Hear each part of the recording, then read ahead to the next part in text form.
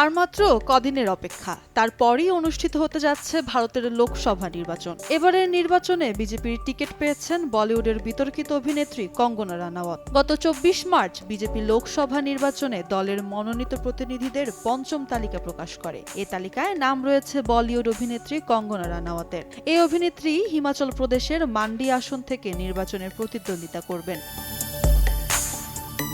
রাজনীতিতে আনুষ্ঠানিকভাবে যোগ দেওয়ার পর থেকে আলোচনায় রয়েছেন কঙ্গনা। কখনো বিলাসবহুল নতুন গাড়ি কিনে, আবার কখনো তার গরুর মাংস খাওয়া নিয়ে। বলা যায় নানাভাবেই আলোচনার শীর্ষে আছেন এই অভিনেত্রী। তার সাদা রঙের নতুন গাড়ির ভিডিও এখন নেট দুনিয়ায় ভাইরাল। যদিও এর আগেও একটি মার্সিডিজ ব্র্যান্ডের মেব্যাক S680 গাড়ি কিনেছিলেন এই অভিনেত্রী, যার দাম ছিল প্রায় ৩.৬ কোটি টাকা। আর এবার অভিনেত্রী কিনলেন নতুন মার্সিডিজ মেব্যাক GLS গাড়িটি, যার দাম ২.৪৩ কোটি টাকা।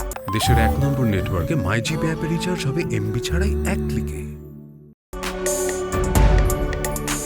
ভারতীয় সংবাদ মাধ্যম সূত্রে জানা গেছে, সম্প্রতি নতুন গাড়ি করে সেলুনে এসেছিলেন কঙ্গনা রানাওয়াত। গাড়ির রঙের সঙ্গে সাদা রঙের পোশাকেও দেখা যায় তাকে। মার্সিডিজ ছাড়াও অভিনেত্রীর গাড়ির কালেকশনের মধ্যে রয়েছে BMW 7 সিরিজ সহ অডি Q3।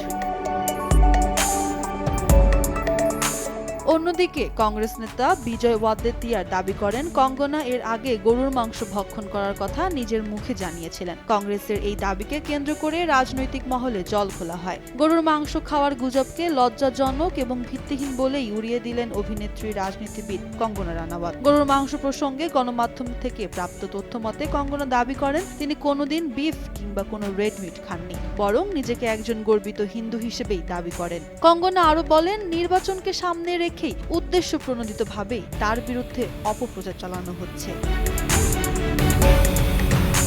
মৌটুসী রহমান, সময় সংবাদ।